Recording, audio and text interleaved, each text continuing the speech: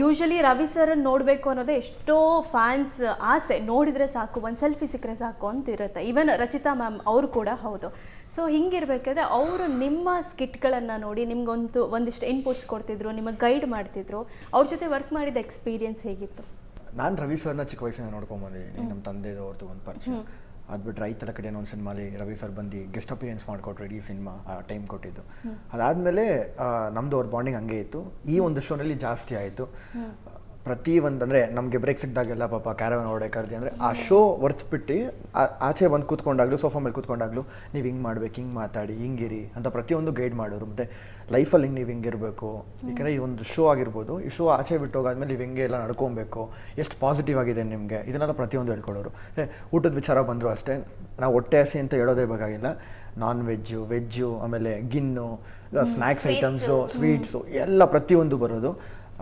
ಅಂದರೆ ಒಂದು ಶೋ ಅನ್ನೋದಕ್ಕಿಂತ ಒಂದು ಫ್ಯಾಮಿಲಿ ಬಾಂಡಿಂಗ್ ಆಯಿತು.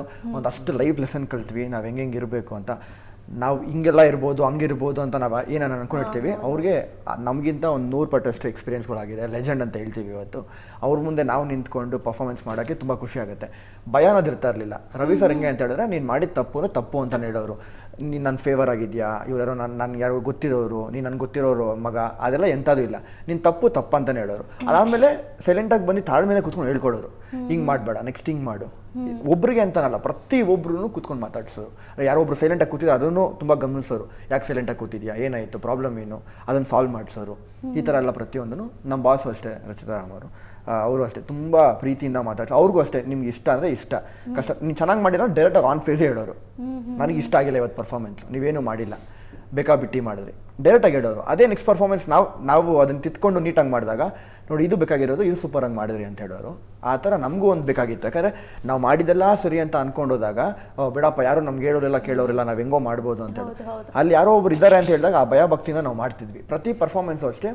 ರಿಹರ್ಸಲ್ಗಂತ ಹೋದಾಗ್ಲೂ ನಾವು ಸ್ಟೇಜಲ್ಲಿ ಇಷ್ಟು ಎಫರ್ಟ್ ಹಾಕ್ತಿದ್ವಿ, ಆನ್ ಸ್ಟೇಜ್ ಅಂದರೆ ರಿಹರ್ಸಲ್ ಟೈಮಲ್ಲೂ ಅಷ್ಟೇ ಎಫರ್ಟ್ ಹಾಕಿ ನಾವು ಮಾಡ್ತಿದ್ವಿ. ಅಲ್ಲಿ ವಿತೌಟ್ ಲೈಟಿಂಗ್ಸು ಮತ್ತೊಂದಿರೋದು ಅಷ್ಟೇ ಹೊರತು ಬಿಟ್ಟರೆ, ಆನ್ ಸ್ಟೇಜ್ ಹೋದಾಗ ಅದೇ ಎಫರ್ಟು, ಅದೇ ಎನರ್ಜಿ, ಅದೇ ಸ್ಪಿರಿಟಲ್ಲೇ ಇರೋದು ನಾವು. ಬಟ್ ಅವ್ರ ಜೊತೆ ಕಳೆಯೋ ಸಮಯನೇ ತುಂಬ ಪ್ರೀಶಿಯಸ್ ಆಗಿರೋದ್ರಿಂದ ಹೇಳಿರೋ ಒಂದೊಂದು ಮಾತು ಹಾಗೇ ಉಳ್ಕೊಂಡಿರುತ್ತೆ. ಸೊ ಲೈಫ್ ಟೈಮ್ ಅದೆಲ್ಲ ನಮಗೆಲ್ಲ ಕಡೆ ಹೆಲ್ಪ್ ಆಗುತ್ತೆ. ಈವನ್ ಸ್ಟೇಜಲ್ಲಿ ಹೇಳೋ ಮಾತುಗಳಿರ್ಬೋದು, ಆಚೆ ಇದ್ದಾಗಿರ್ಬೋದು, ಎಲ್ಲನೂ ಅಷ್ಟೇ. ಈಸ್ ಅ ಜಮ್, ನನ್ನ ಫೇವ್ರೆಟ್ ಪರ್ಸನ್. ಅವ್ರು ಇವಾಗ ಮೀಟ್ ಮಾಡೋಕ್ಕೆ ಮುಂಚೆ ಗೊತ್ತಿರಲ್ಲ, ಬರೀ ಟಿ ವಿಲಿ ನೋಡಿ ಇಷ್ಟೇ ಅಂತ ಅಂದ್ಕೊಂಡಿರ್ತೀವಿ. ಅಂದರೆ ಒಂದು ಆ್ಯಕ್ಟರು ಚೆನ್ನಾಗಿ ಆ್ಯಕ್ಟಿಂಗ್ ಮಾಡ್ತಾರೆ, ಇಷ್ಟೇ ಇರುತ್ತೆ. ಬಟ್ ಪರ್ಸ್ನಲಾಗಿ ಗೊತ್ತಾದಾಗ ಅವರು ನಮಗೆ ಫೇವ್ರೆಟ್ ಪರ್ಸನ್ ಆಗಿಬಿಡ್ತಾರೆ, ಫ್ಯಾಮಿಲಿ ಆಗಿಬಿಡ್ತಾರೆ. ಫ್ಯಾಮಿಲಿ ಮೆಂಬರಲ್ಲಿ ಎಷ್ಟು ಇಷ್ಟಪಡ್ತೀವೋ ಅದರಲ್ಲಿ ಅವರು ಒಬ್ಬರು. ಬಿಕಾಸ್ ಅವ್ರು ಅಷ್ಟು ಕೇರ್ ತೋರಿಸ್ತಾ ಇದ್ರು ನಮಗೆ, ಯಾವುದೇ ಡಿಫ್ರೆನ್ಶಿಯೇಟ್ ಮಾಡ್ತಾ ಇರಲಿಲ್ಲ ಯಾರ ಮಧ್ಯನೂ.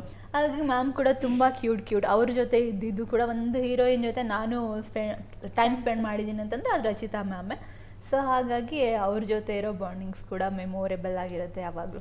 ಎಲ್ಲರ ಪರ್ಫಾರ್ಮೆನ್ಸಸ್ನು ಅವ್ರು ನೋಡ್ತಿದ್ರು, ಎಲ್ರಿಗೂ ಕಾಮೆಂಟ್ಸ್ನ ನೋಡಿನೇ ಜಡ್ಜ್ಮೆಂಟ್ ಕೊಡ್ತಾಯಿದ್ರು. ಆ್ಯಂಡ್ ಅವ್ರ ಡೆಡಿಕೇಶನಿಂದ ನಮ್ಮ ಡೆಡಿಕೇಶನ್ ಆ್ಯಕ್ಚುಲಿ ಮುಂದೇನು ಯಾವಾಗಲೂ ಎಷ್ಟು ಡೆಡಿಕೇಟೆಡ್ ಆಗಿರಬೇಕು ನಮ್ಮ ಕೆಲಸದ ಮೇಲೆ ಅನ್ನೋದನ್ನು ಎಲ್ಲ ತುಂಬ ಚೆನ್ನಾಗಿ ಕಲ್ತ್ಕೊಂಡು. ಈ ಶೋ ಅಲ್ಲಿ ನಮಗೆ ಭರ್ಜರಿ ಬ್ಯಾಚುಲರ್ ಶೋ ಅಲ್ಲಿ ರಚ್ಚು ಮ್ಯಾಮ್ ಆಗಲಿ, ರವಿ ಸರ್ ಆಗಲಿ, ಅವ್ರ ಜಡ್ಜಸ್ ಅನ್ನೋದಕ್ಕಿಂತ ಒಂಥರ ಅವ್ರ ಶೋ ಮುಗಿತಾ ಹತ್ರ ಬರ್ತಾ ಒಂಥರ ಫ್ಯಾಮಿಲಿ ಥರ ಆಗೋಗ್ಬಿಟ್ಟಿದ್ರು. ರವಿ ಸರ್ ಬೈದಿಲ್ಲ, ಫಸ್ಟಿಗೆ ಬೈತಿದ್ರೆ ಏನು ಬೈತಿದಾರಪ್ಪ, ಏನು ಮಾಡೋದು, ಇವಾಗ ಏನು ಬೈತಾರೆ ಅಂತ ಬರ್ತಾ ಹೆಂಗಾಗ್ಬಿಡ್ತು ಅಂದರೆ, ರವಿ ಸರ್ ಬೈದಿಲ್ಲ ಅಂದ್ರೇ ಒಂಥರ ನಮಗೆ ಸಮಾಧಾನ ಇಲ್ಲ. ಯಾಕೋ ಬೈದಿಲ್ಲ ಇವತ್ತು, ಸುಮ್ಮನೆ ಇದ್ಬಿಟ್ರು ಸರ್, ಯಾಕೆ ಏನಾದರೂ ಅನ್ಕೊಂಡ್ಬಿಟ್ರು. ಅಷ್ಟು ಪ್ರೀತಿ ರವಿ ಸರ್ ಎಲ್ಲರ ಜೊತೆ.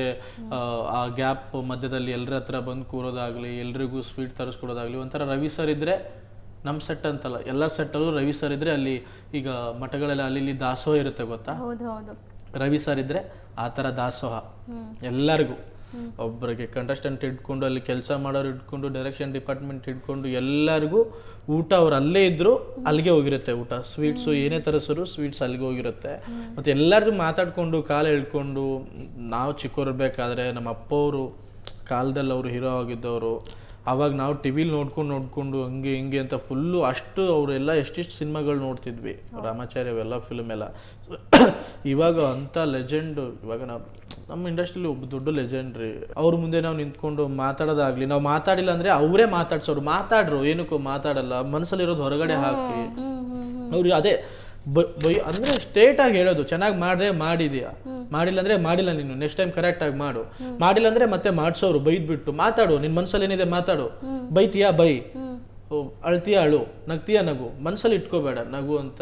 ರವಿ ಸರ್ ತುಂಬಾ ರಚು ಮ್ಯಾಮ್ ಇವಾಗ ನಾವು ಒಂಥರ ಫ್ಯಾಮಿಲಿ ತರ. ಮತ್ತೆ ಇನ್ನೊಂದು ಅವ್ರ ಲೈಫಲ್ಲೇ ಇಲ್ಲಿ ತನಕನೂ ಯಾರಿಗೂ ರಾಖಿನೇ ಕಟ್ಟಿಲ್ಲ ಅಂತ, ಇಲ್ಲಿವರೆಗೂ ಯಾರಿಗೂ ಕಟ್ಟಿಲ್ಲ ಅಂತ. ಸೊ ಫಸ್ಟ್ ಟೈಮ್ ನನಗೆ ರಾಖಿ ಕಟ್ಟಿದ್ರು, ಹೇಳಿದ್ರು. ಮತ್ತೆ ಇವಾಗ 9th ಬರ್ತಿದೆ ರಕ್ಷಾಬಂಧನ, ಸೊ ಅವಾಗೂ ಕರೆದಿದ್ದಾರೆ. ಸೊ ತುಂಬಾ ಖುಷಿ ಆಗುತ್ತೆ. ಭರ್ಜರಿ ಬ್ಯಾಚುಲರ್ ಶೋ ಇಂದ ಒಂದು ಒಳ್ಳೆ ಫ್ಯಾಮಿಲಿ, ಒಳ್ಳೆ ಸಂಬಂಧಗಳು ನಮ್ಮ ಡೈರೆಕ್ಷನ್ ಡಿಪಾರ್ಟ್ಮೆಂಟ್ ಆಗಲಿ, ಮತ್ತೆ ರಕ್ಷು ಆಗಲಿ, ನಾವಾಗಲಿ, ಅಮ್ಮು, ರೋಮಾಲ, ಎಲ್ಲರೂ ನಾವು ಎಲ್ಲೆಲ್ಲೋ ಇದ್ದವರು. ಇವತ್ತು ನಾವು ಒಬ್ರಿಗೊಬ್ರು ಮಾತಾಡ್ತೀವಿ, ಏಕವಚನದಲ್ಲೇ ಮಾತಾಡ್ತಿದೀವಿ ಅಂದ್ರೆ ಆ ಬಾಂಡಿಂಗ್, ಆ ಪ್ರೀತಿ ಅಷ್ಟು ಗಟ್ಟಿ ಈ ಶೋ ಮಾಡಿದೆ ಅಂತ. ಕಾಂಪ್ಲಿಮೆಂಟ್ಸ್ ರವಿ ಸರ್ ಕೊಡೋದಾಗ್ಲಿ ಮತ್ತೆ ರಚು ಅಕ್ಕ ಕೊಡೋದಾಗ್ಲಿ, ಸ್ಪೆಷಲಿ ರಚು ಅಕ್ಕ ಬಂದಿದ ತಕ್ಷಣ ನಾವಿಬ್ರು ಏನೋ ಸ್ಕಿಟ್ ಮಾಡಿದ್ರೆ ಒಂದ್ಸತಿ ಅಲ್ಲಿ ಸ್ಟೇ ಇರುತ್ತೆ ಲಾಸ್ಟಲ್ಲಿ, ಇವ್ರು ಸ್ಟೇ ಕೊಡ್ತಾ ಇರ್ಲಿಲ್ಲ. ನಾನು ಇಲ್ಲ ಅಲ್ಲಿ ಸ್ಟೇ ಇದೆ ಅಂತ ನಾನು ಹೇಳ್ತಿದ್ದೆ, ಅವ್ರ ರಚು ಅಕ್ಕ ಮುಗೀತಾ ಅಂತ ಹೇಳ್ತಾರೆ. ಹ್ಞೂ ಮುಗೀತು ಅಂದಾಗ ಇವ್ರು ಆಲ್ರೆಡಿ ಅಪ್ಪ ಸ್ಕಿಟ್ ಮುಗೀತು ಅಂತ ಖುಷಿಲಿರ್ತಾರೆ. ಇಲ್ಲ ಮುಗೀತು ಅಂದಾಗ ಅವ್ರು ನಮ್ಮಿಬ್ರು ಬಂದ್ರೆ ಸಾಕು, ರಚು ಅಕ್ಕಗೆ ತುಂಬಾನೇ ಇಷ್ಟ ಆಗ್ತಿತ್ತು. ಇವ್ರು ಏನಾದ್ರು ಬಂದಾಗೆಲ್ಲ ಒಂದು ಸರ್ಪ್ರೈಸ್ ಮಾಡ್ತಾರೆ, ಏನ್ ಮಾಡ್ತಾರೆ ಅನ್ನೋ ಕ್ಯೂರಿಯಾಸಿಟಿ ರವಿ ಸರ್ಗೆ ಮತ್ತೆ ರಚು ಅಕ್ಕಗೆ ಯಾವತ್ತೂ ಇರ್ತಾ ಇತ್ತು. ನಮ್ಮ ಪೇರ್ ಆಗ್ಲಿ, ಇವ್ರ ಪೇರ್ ಆಗ್ಲಿ, ಪರ್ಸನಲ್ ಫೇವ್ರೆಟ್ಸ್ ಅಂತ ಇರುತ್ತಲ್ಲ, ಆ ಥರ ಬಂದಾಗ ಸಖತ್ ಖುಷಿ ಆಗ್ತಿತ್ತು. ಈ ಫ್ಯಾಮಿಲಿ ಬಾಂಡಿಂಗ್ ಹಿಂಗೆ ಇರ್ಲಿ ಅಂತ ಹೇಳ್ತಾ ಎಲ್ಲರಿಗೂ all the best. Thank you, ಇಷ್ಟೊತ್ತು ನಮ್ಮ ಜೊತೆ ಕೂತು ಮಾತಾಡಿದ್ರಿ, ತುಂಬಾನೇ ಎಂಜಾಯ್ ಮಾಡಿದ್ವಿ. ಇದಾಗಿತ್ತು ಈ ಹೊತ್ತಿನ ವಿಶೇಷ ಕಾರ್ಯಕ್ರಮ. ನೇರ ದಿಟ್ಟ ನಿರಂತರ ಸುದ್ದಿಗಾಗಿ ನೋಡ್ತಾ ಇರಿ ಏಷ್ಯಾನೆಟ್ ಸುವರ್ಣ ನ್ಯೂಸ್.